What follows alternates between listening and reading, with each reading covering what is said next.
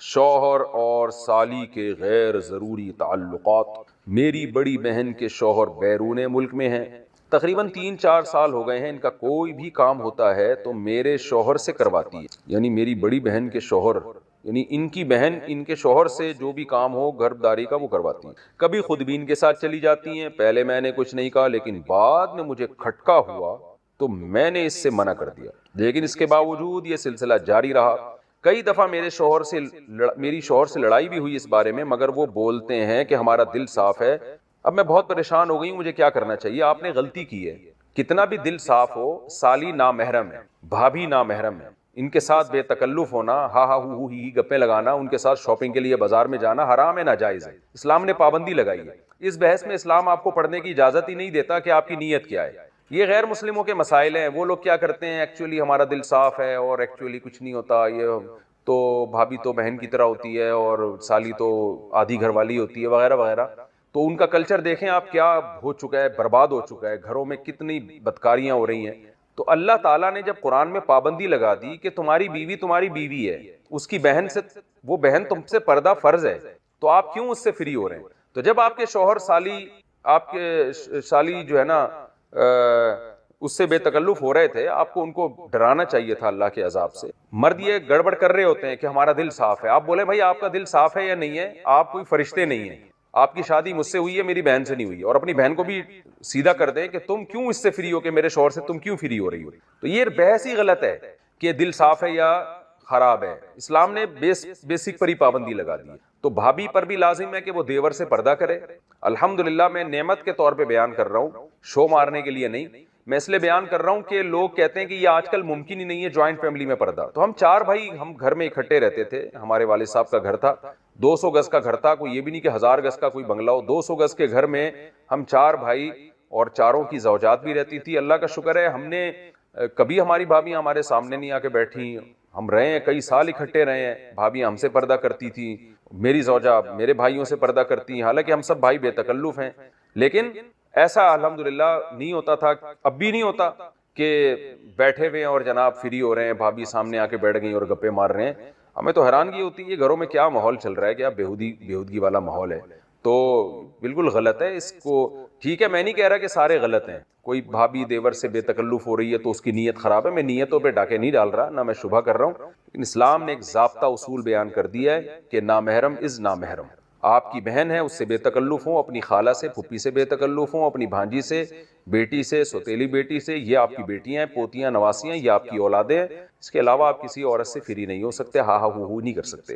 ممکن ہے لوگ کہیں مفتی صاحب آپ بھی تو سما ٹی وی پہ فری ہو رہے تھے، وہ بہت لوگوں نے اعتراض کیا نا، تو میں جس سے جو میرا انٹرویو لے رہی تھی نا سما ٹیلی ویژن پہ، وہ میرے سامنے نہیں تھی اور مجھے نہیں پتا تھا انہوں نے دوپٹہ لیا ہوا کہ نہیں لیا ہوا، میرے سامنے ایک موٹی موٹی مونچھوں والا آدمی بیٹھا ہوا تھا، تو اس لیے اس کو یہ کہنا کہ سامنے بیٹھ کے کسی لڑکی سے فری ہو رہا ہوں، یہ الزام غلط ہے۔ تو بہرحال آپ کو چاہیے اب آپ اپنے شوہر کو پابندی لگا دیں، بولیں یہ چیزیں میں برداشت نہیں کروں گی، آپ جتنے بھی نیک ہیں آپ کو میری بہن سے فری ہونے کی اجازت نہیں، اور اپنی بہن کے بھی اسکرو تھوڑے ٹائٹ کریں، آپ اس کی شادی کروائیں تاکہ اپنے گھر میں جائے اور یہ فساد نہ بچائے۔ آپ کیا شادی شدہ یا کنواری ہوئی سالی سے اگر ریلیشن ہو جائے تو اس سے نکاح ٹوٹ جاتا ہے؟ دیکھو سالی سے ریلیشن حرام ہے، بہت بڑا جرم، وجہ اس کی یہ ہے کہ اس سے نکاح جب حرام اللہ نے کر دیا تو زنا تو اور زیادہ حرام ہے، لیکن اس سے نکاح نہیں ٹوٹتا۔ اگر کوئی خدا نخواستہ سالی سے کسی کا ریلیشن ہو جائے تو بیوی سے نکاح خراب نہیں ہوتا۔ بیوی سے نکاح جب خراب ہوتا ہے جب بیوی کی ماں سے یا بیوی کی پہلے شوہر سے کوئی بیٹی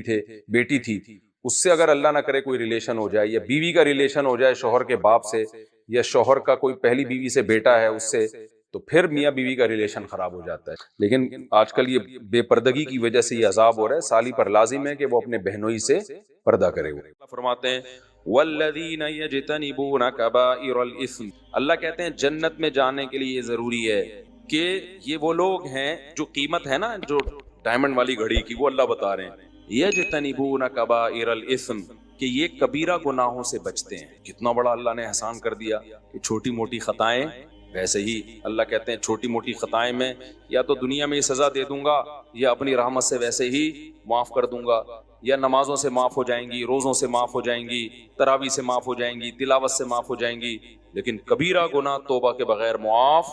تو جنت کی قیمت کیا ہے؟ کبیرہ گناہوں سے بچنا، کبیرہ گناہ کون سے ہیں؟ سب سے بڑا گناہ اسلام میں فرض نماز جان کر قضا کر دینا. اور یہ جو نیا فتویٰ آج کل نئے اسکالرز کا آ رہا ہے نا کہ ضرورت کے وقت 2 نمازیں آپ اکٹھی پڑھ سکتے ہیں ظہر کے ساتھ عصر، بالکل غلط ہے. الٹے لٹکے ہوئے ہوگے قیامت کے دن. ایسی کوئی حدیث نہیں ہے کہ نبی نے ظہر کا وقت داخل ہوتے ہی، سوائے حج پہ، کہ ظہر کا وقت داخل ہوا اور فوراً آپ نے عصر بھی پڑھ لی ہو. سفر کے بارے میں تو ائمہ کا اختلاف ہے، اس میں بھی یہ قول زیادہ مضبوط ہے دلیل کے لحاظ سے کہ اس میں جمع صورتاً جمع کی ہے، ظہر کو عصر کے قریب لے کر گئے، عصر کو مقدم کیا. لیکن وہ پھر بھی اختلافی مسئلہ، اس میں میں انشاءاللہ دلائل سے کلپ ریکارڈ کرواؤں گا. لیکن یہ جو آج کل لوگوں نے شروع کر رکھا ہے نا، وہ وہی انجینئر کو سن کے کہ جی ایکچولی یوں ہیں تو شاپنگ کے لیے جانا ہے، قضا کرو گے نماز الٹے لٹکے ہوئے ہوگے. اللہ کہے گا میں نے، تو انجینئر کو فوکس کر رہا ہے، ایک حوالہ اس نے دے دیا، تو میں جو قرآن میں الحمد سے لے کے والناس تک 20 دفعہ کہہ چکا ہوں نمازوں کی حفاظت، نمازوں کی حفاظت، نمازوں کی حفاظت. تو یہ کون سی حفاظت ہے کہ ظہر کا وقت داخل ہوتے ہی آپ عصر بھی پڑھ رہے ہو ساتھ میں، مغرب کو آپ عشاء میں لے کے جا رہے ہو، یا مغرب کا وقت داخل ہوتے ہی عشاء بھی پڑھ رہے ہو؟ یہ حفاظت ہے، یہ ضائع کرنا ہے. یہ عبداللہ بن مسعود کہتے ہیں جب قرآن کہتے ہیں نا ہر نماز کی حفاظت کرتے ہیں ایمان والے، تو حفاظت کا مطلب کیا ہے؟ ہر نماز اپنے ٹائم پہ پڑھنا. سمجھتے ہو کہ نہیں سمجھتے؟ تو یہ کوئی عذر نہیں ہے کہ آپ کو کسی نے ریفرنس دے دیا اور آپ نے فوراً فتویٰ چینج کر لیا. تو یہ ریفرنس کی آپ ڈیپ میں گئے ہو. پرسوں 3 دن پہلے میرے پاس بندہ آ گیا کہ جی نبی نے ظہر عصر اکٹھی پڑھی ہے ظہر کے وقت میں. میں نے کہا کون سی حدیث ہے؟ دکھایا تو عربی میں وہ الفاظ نہیں تھے. کمبختوں، تم تو ترجمے دیکھ دیکھ کے اپنا ایمان ضائع کر رہے ہو. میں نے کہا عربی الفاظ دکھاؤ مجھے، عربی میں ایسا کوئی لفظ نہیں تھا، ترجمے میں کیا ہوا تھا کسی نے. یہ تو آج کل لوگوں کے نماز کا یہ بیڑا غرق کر دیا ہے. تو اللہ میاں قرآن میں ایویں ہی کہہ رہے ہیں کہ حافظوا علی الصلوات والصلاۃ الوسطیٰ، کہ نمازوں کی حفاظت کرو. اس کا کیا مطلب ہے؟ 2 نمازیں اکٹھی پڑھو؟ حفاظت کا مطلب ہر نماز اپنے ٹائم پہ پڑھو، آگے پیچھے نہ ہونے دو. اور پھر اللہ اسپیشل کہہ رہے ہیں خاص طور پر عصر کی نماز آپ نے اسی کا بیڑا غرق کر دیا، ظہر کے ساتھ ملا دیا آپ نے.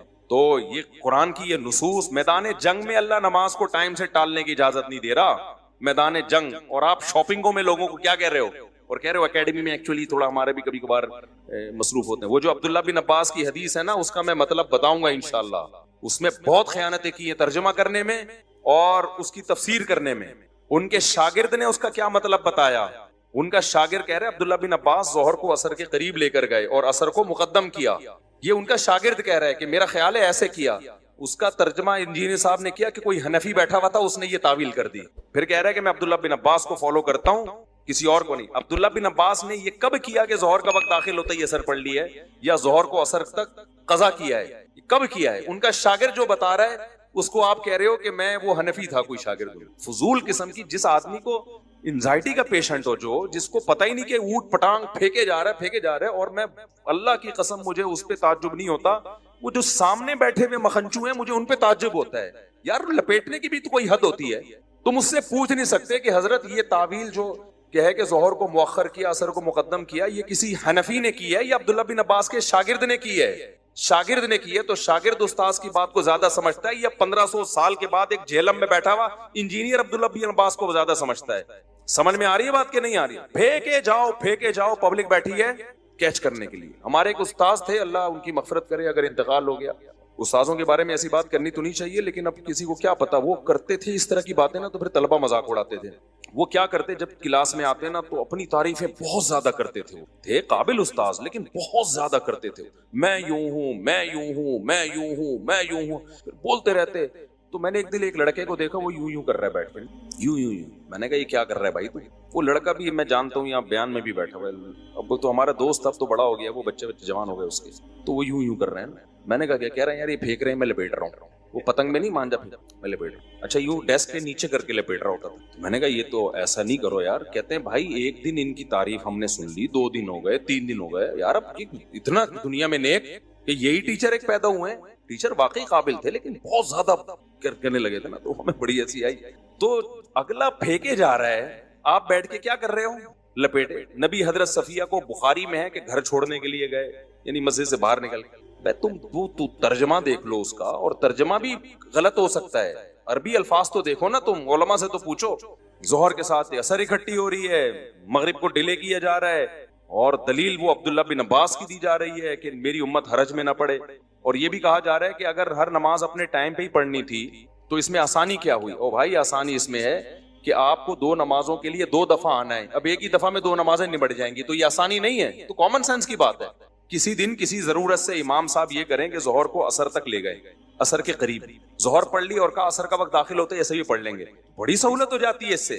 تو کبھی کبھار اگر کوئی ایسا کر لے کوئی حرج نہیں ہے، تو نبی نے بھی ایسا اسی لیے کیا ہے کہ کبھی کبھار کر لیا جائے تو کوئی حرج نہیں ہے، لیکن اس میں ہر نماز اپنے ٹائم پہ ہی پڑھی ہے۔ سمجھتے ہو کہ نہیں سمجھتے؟ یہ کہاں لکھا ہے کہ قضا کی ہے وہ؟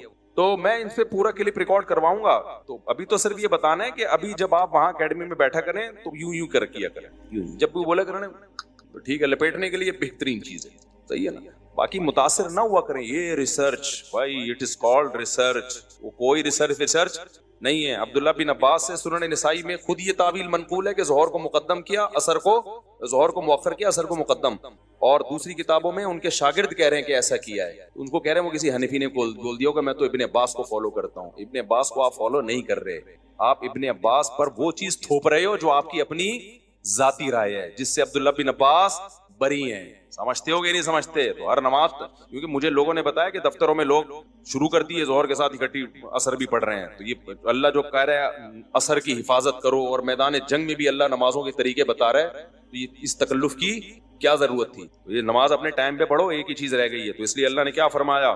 والذین یجتنبون کبائر الاثم، تو کبیرہ گناہوں سے بچتے ہیں۔ کبیرہ میں سب سے پہلے نماز کا ضائع کرنا ہے، دوسرا زنا کرنا، قتل کرنا، ماں باپ کو بولو جلدی لو، ماں باپ کو ستانا، تکلیفیں پہنچانا، پھر چوری کرنا جس پہ حد جاری ہوتی ہے، اور ہومو سیکسولیٹی یہ بھی کبیرہ گناہ ہے، اور سود کھانا، بینک میں جاب کرنا سودی بینک میں، کیونکہ آپ سود میں تعاون کا ذریعہ بن رہے ہیں۔ علماء کہتے ہیں کبیرہ گناہ وہ گناہ ہے، ہر وہ گناہ جس پہ جہنم کی وعید ہو یا اللہ اس کے رسول کی طرف سے لعنت۔ تو نبی نے سود دینے والے لینے والے پر بھی لعنت، سودی لین دین پہ گواہ بننے والے پر بھی لعنت، سودی لین دین کے کو لکھنے والے پر بھی لعنت کی، تو یہ بھی کبیرہ گناہ میں داخل ہے۔ انشورنس میں جاب کرنا، انشورنس کیونکہ وہ سود اور جوئے کا مجموعہ ہے، وہ بھی کبیرہ گناہ میں داخل ہے۔ عورت کا کبھی کبھار بے پردگی ہو جائے تو صغیرہ، مکمل مسلسل بے پردہ رہنا، مسلسل جیسے کہ عادت ہی ہوتی ہے، تو وہ کس میں داخل ہے؟ منہ سے کبیرہ میں داخل ہے۔ کبھی بد نظری ہو گئی غلطی سے، صغیرہ میں داخل ہے۔ بد نظری کی عادت پڑ جانا، بولو کبیرہ میں داخل ہے۔ ہینڈ پریکٹس کا بھی ایسا ہی مسئلہ ہے، کبھی کسی سے غلطی سے ہو گیا، بہت زیادہ غلبہ تھا اس کے اوپر، غلط کیا اس نے، توبہ استغفار کرے، لیکن وہ کبیرہ میں نہیں آئے گا۔ لیکن یہ کام جو کرتا ہے ایک دفعہ نہیں ہوتا، اس سے یوز ٹو ہوتا ہے۔ جب آپ یوز ٹو ہو گئے تو یہ کس میں آ گیا؟ صغیرہ گناہ کا جب اصرار ہونا، کرتے رہو، تو وہ کبیرہ میں داخل ہو جاتا ہے۔ وہ سمجھتے ہو کہ نہیں سمجھتے؟ اسی طرح اور بہت سارے گناہ ہیں۔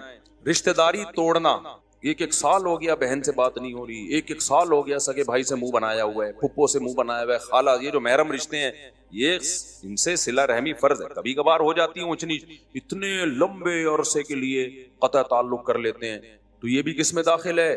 رشتہ داری توڑنا اسلام میں چھوٹا گناہ بولو نہیں ہے۔ تو یہ موٹے موٹے گناہ ہیں۔ کبھی کبھار کسی کی ہلکی پھلکی غیبت ہو گئی، صغیرہ میں داخل ہے۔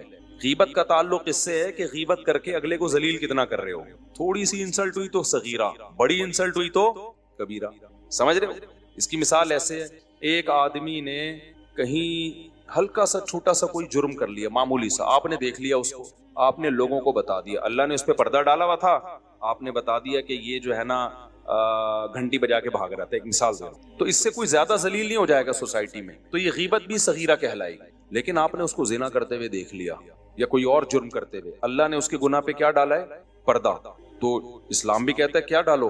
اس کو سمجھاؤ جا کے، آپ دنیا میں کیوں ذلیل کر رہے ہو؟ آپ نے جا کے فوراً لوگوں کو بتا دیا یہ کر رہا ہے۔ یہ جتنا بڑا جرم زنا ہے نا، اس سے بڑا جرم آپ نے کر لی، اور اب اپنے ذلیل ہونے کے لیے تیار ہو جاؤ، سمجھ رہے ہو؟ حدیث میں آتا ہے کہ جو کسی کی مصیبت پہ خوش ہوتا ہے نا، اس کا خطرہ ہے کہ اللہ اس کو اس عذاب میں ڈال دے۔ مصیبت ہی ہے نا، زنا کر لیا اس نے۔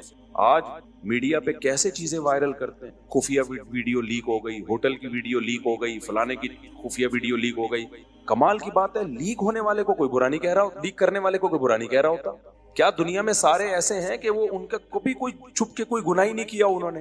اگر اللہ سب کو ایکسپوز کر دے، عامر لیاقت کی بیوی نے کیا کیا تھا، اس کی برہنہ ویڈیو شائع کر دی، اس وقت سارے کلپ عامر لیاقت کے خلاف بن رہے تھے، میں حیران تھا، اس کی بیوی کو کوئی کچھ نہیں کہہ رہا۔ کتنی بڑی مجرم تھی وہ عورت، کتنی ذلیل عورت تھی وہ، کہ جو میاں بیوی کے خاص معاملات ہوتے ہیں اس میں وہ بے شرم عورت جو ہے اس کے بغیر کپڑوں کی ویڈیو وائرل کر رہی ہے اور لوگ اسے ایک لفظ کہنے کے لیے تیار نہیں ہے, سارا نزلہ عامر لیاقت پہ اتار رہے ہیں. تو یہ ہماری سوسائٹی کا نا بہت بڑا عیب ہے کہ جو گناہ کچھ وائرل کر رہا ہے اس کو ایک لفظ نہیں بولا جاتا اور سارا نزلہ اس پہ جو چھپ کے گناہ کر رہا ہے, جو چھپ کے کر رہا ہے تو شریعت نے تو اس پہ پردہ ڈالنے کا حکم دیا ہے. ہاں کھلے عام کر رہا ہے تو پھر اس کو ذلیل کرتے پھرو. تو یہ بہت بڑا المیہ ہے ہماری سوسائٹی کا بھائی, بتا رہے ہوتے ہیں مزے لے لے کے اس نے یہ کیا, اور پھر ان میں اکثر جھوٹ بھی ہوتا ہے, ہمیشہ سچ نہیں ہوتا اس میں.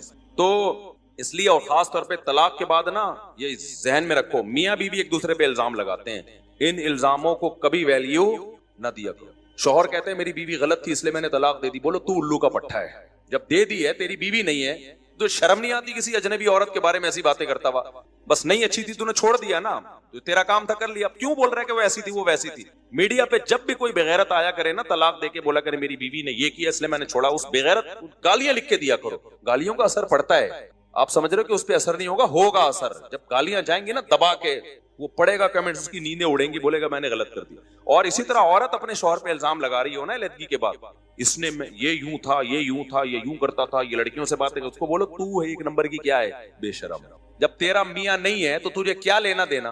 تو یہ ہماری سوسائٹی میں نا, اور میڈیا والے بھی چسکے لیتے ہیں بالکل, تو بہت مزے لے لے کے اس کو وائرل کر رہے ہوتے ہیں. تو یہ اسلام میں حرام ہے, گناہ بولو کبیرہ ہے. اسی طرح بھائی کہتے ہوئے ڈر لگتا ہے لیکن مسئلہ ہے میں چھپا نہیں سکتا, مرد کے لیے داڑھی کاٹنا بھی گناہ ہے, بولو یہ بھی گناہ کبیرہ میں آتا, تغییر خلق اللہ میں آتا. عورت کا آئی بروز بنانا گناہ ہے, بول دو نا کبیرہ ہے, کیونکہ نبی نے لعنت کی ہے. ہاں کسی عورت کی آئی بروز بہت زیادہ گھنی ہو اور آپس میں بہت زیادہ ملی بھی ہو تو پھر اتنا سیٹنگ کی جا سکتی ہے کہ اس کو نارمل حالت, بیوٹی کی نیت سے نہیں, عیب دور کرنے کے لیے اس کو نارمل کنڈیشن پہ لایا جا سکتا ہے. اس کی مثال ایسے ہے کہ جیسے دانتوں میں جو خلا پیدا کرے گا نا بیوٹی کے لیے, نبی نے اس عورت پہ لعنت کی. عرب کے میں ایسا ہوتا تھا, خواتین کیا کرتی تھی, اس زمانے میں بھی ڈینٹسٹ ہوتے تھے تو دانتوں میں نا خلا پیدا کرواتی تھی, کیونکہ دو دانت میں اگر بیچ میں گیپ ہو تھوڑا سا, بعض لوگوں پہ اچھا لگتا ہے نا, بول دو اچھا لگتا ہے, بعضوں کے نہیں بھی لگتا. تو نبی نے لعنت فرمائی, المتفلجات, وہ عورتیں جو دانتوں میں گیپ پیدا کرواتی ہیں ان پر اللہ کی لعنت. کیوں؟ اللہ کی بنائی ہوئی تخلیق کو کیا کر رہی ہیں, چینج. دانتوں کی سیٹنگ آپ چینج نہیں کر سکتے. آپ کی ناک جیسی ہے اللہ نے گاڈ گفٹڈ ہے, اس کو چینج مت کرو.